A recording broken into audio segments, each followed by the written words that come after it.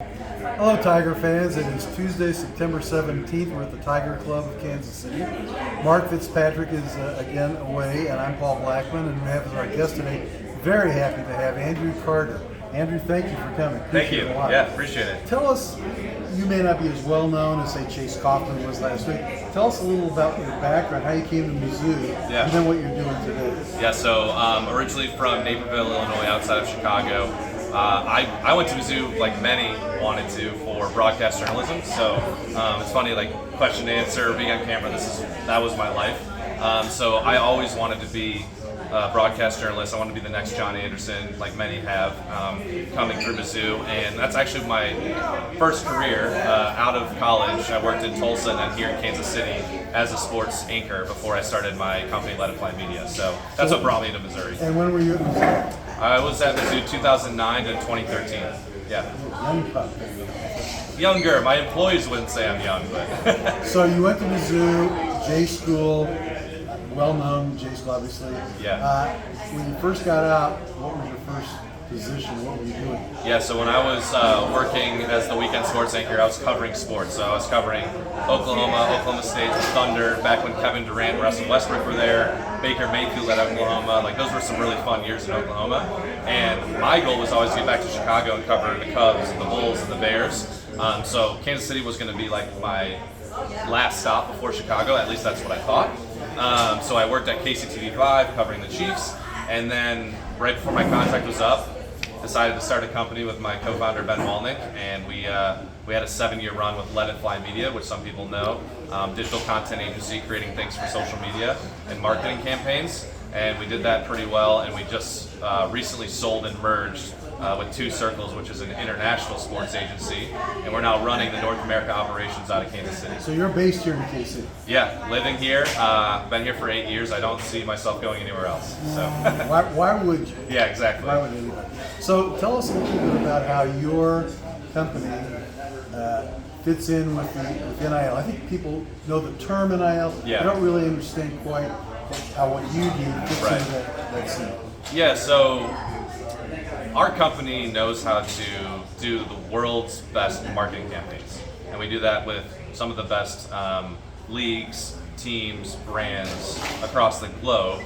But where we can help in NIL is do the same thing with universities and their athletes. So if you see the stuff that different athletes are posting on their social media channels, or an image that goes out on social of, hey, buy 4 tickets here, and it's Brady Cook's image on that graphic, we're the ones being outsourced right now through Every True Tiger to create those marketing campaigns. And that's actually very forward thinking. The fact that we're putting our athletes in marketing campaigns that benefit the university. For which they're compensated, right? Yeah, just like we would with anyone else, talent fees.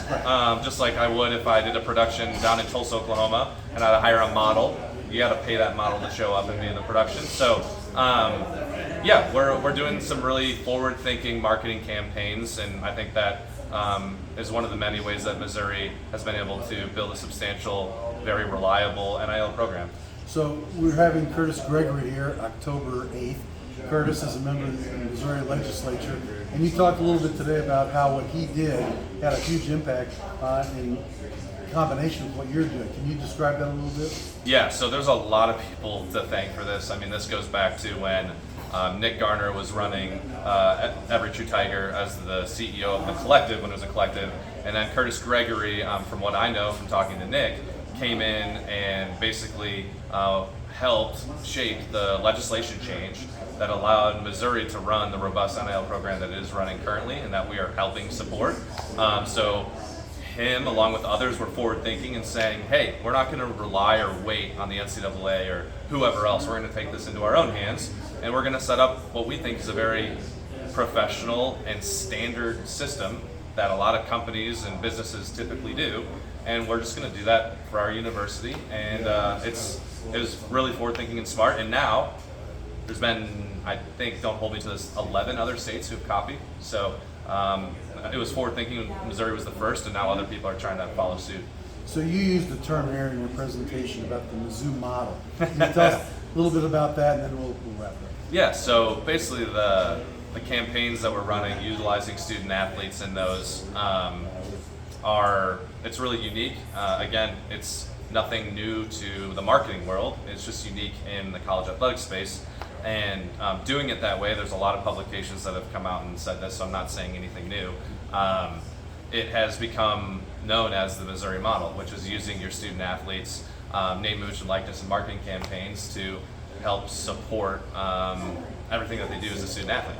So the way that Missouri was forward thinking with the law change that we spoke about, and now running it like a professional NIL program, a lot of people are jealous of that, and a lot of people think that's really cool. There's a lot of people interested in how Missouri's doing it, and publications have come out and called it the Mizzou model, and I think we should be proud of that. That's something that is really unique to the university, and because of a lot of people making decisions a few years ago that now I'm thankfully get to play a small role in, we have a good thing going, for sure. So Missouri, and I say Missouri, not necessarily the state government, but I mean the people, the institution, we may not have the most money, but we may have the most forward program and ahead of the game somewhat. I would agree with that. I think that's a good assessment. I think when you talk about who has the most money and all these other things, it's all arbitrary. Like, we don't have a ton of transactional data at our disposal yet to know who's doing what, and we can't do a FOIA request on every athlete on the team to figure out what everyone's getting paid. But I would say, generally speaking, I think the takeaway on the money part is I think Missouri is very efficient with their resources, and that in part is because of all the really smart people coming together to make something happen. I think you used the term, you said, we don't spend more, but we spend better. Yeah, I think that's accurate. There's always going to be someone who spends more, but as me and my coworker Nick Garner have said a lot, the Yankees win every single year because they spend the most. They simply don't. There's a lot of Cardinals fans in this part of the area. I know we're in Kansas City, so it's hard to say that, but for years they had the best farm system, right? So I think the best programs win. It's not always about the most money, in my opinion.